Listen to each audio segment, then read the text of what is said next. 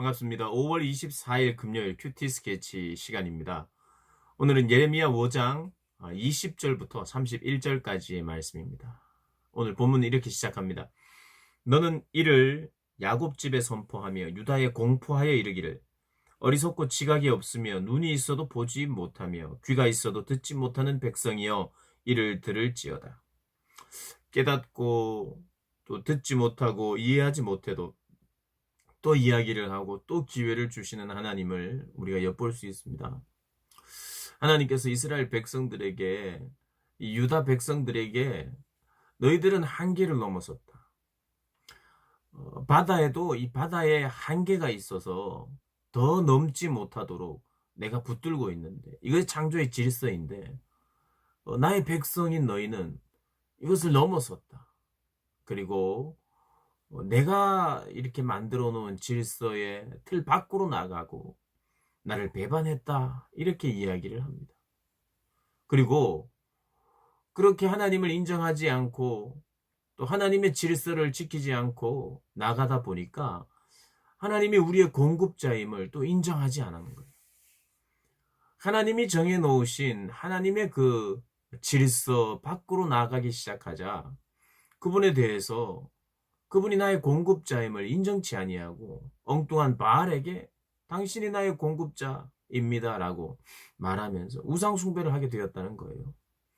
오늘 이른 비와 늦은 비를 주시는 그 하나님, 24절에 너희 마음으로 우리에게 이른 비와 늦은 비를 때를 따라 주시며 우리를 위하여 추수기한을 정하시는 우리 하나님 여호와를 경외하자 말하지도 아니하니.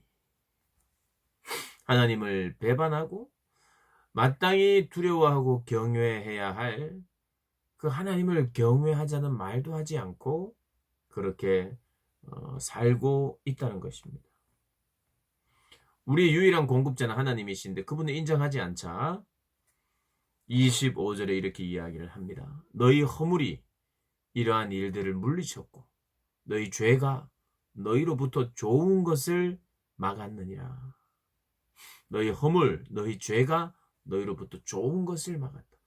여러분, 이 이스라엘 백성들에게, 지금 이 유다 백성들에게 있어서 좋은 것은 수확입니다. 현재 이 본문 안에서는 수확, 풍요를 이야기합니다. 너희들이 공급자이신 그 하나님, 이른 비와 늦은 비를 적절하게 주시는 하나님을 인정치 않은 그 죄가, 그 죄로 말미암아 너희들에게 열매가 없다. 이렇게 이야기를 하고 있습니다. 죄가 뭡니까? 오늘 이 본문에 의하면 그들이 저지른 죄가 뭡니까? 결국 하나님께 순종하지 않고 하나님을 인정하지 않고 또 그 하나님을 예배하지 않은 것이에요. 예배가 무엇입니까? 그 하나님은 나의 공급자이십니다.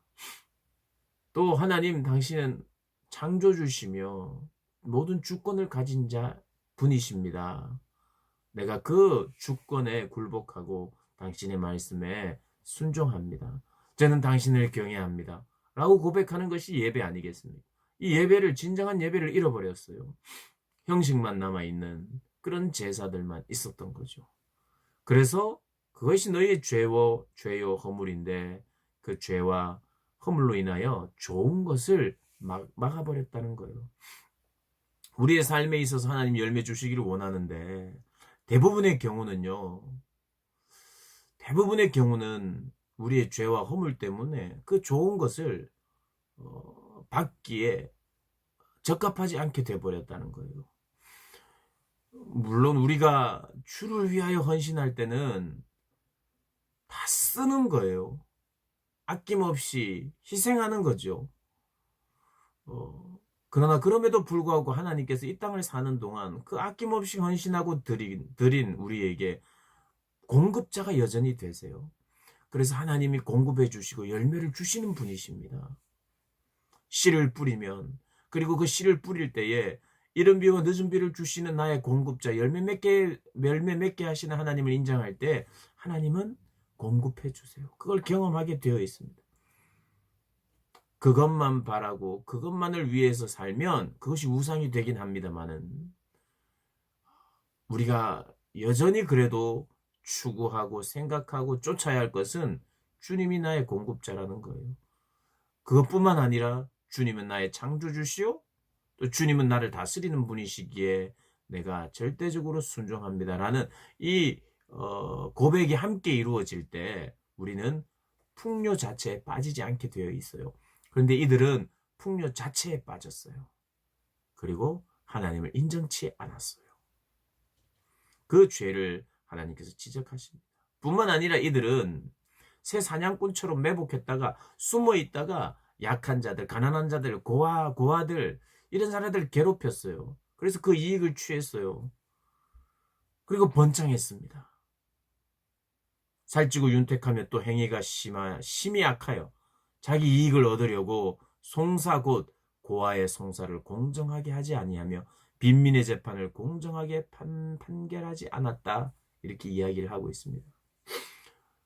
하나님을 인정하지 않고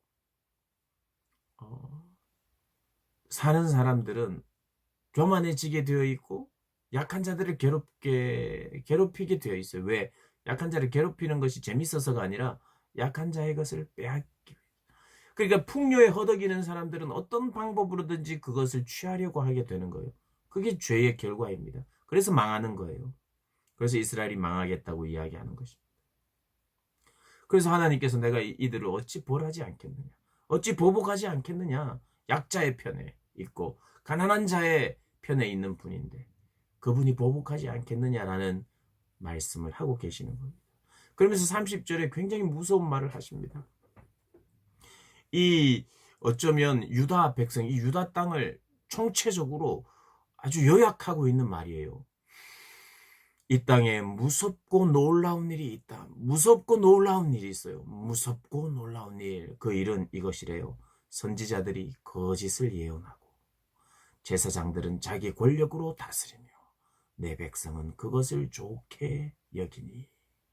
이스라엘은 총체적 난국을 지금 경험하고 있습니다. 이 유다는 총체적 난국을 경험하고 있습니다. 이게 뭐예요? 정의의 메시지가 지금 사라지고 있다는 거예요. 권력자들의 입맛에 맞는 좋은 이야기들로 아첨하는 메시지들로 가득 차고 하나님의 자리에 자신의 탐욕을 올려놓고 또 그것을 모두가 좋아해요. 여러분, 선지자들, 예언자들, 이 제사장들뿐만 아니라 백성들도 그걸 좋아했다는 거예요. 모두가 하나가 되어서 하나님이 싫어하시는 일들을 감행했다는 거예요. 우리가 오늘 이 말씀을 보면서 나는 어디에 속해 있는가 또 묵상하면서 내가 돌이켜야 될 자리가 있다면 돌이키고 또 깨닫고 또 하나님 앞에 정말 순종하며 내가 온전한 예배, 창조주 하나님을 인정하고 공급자 되신 하나님을 인정하며 살겠노라 고백하시기를 주님의 이름으로 축복합니다.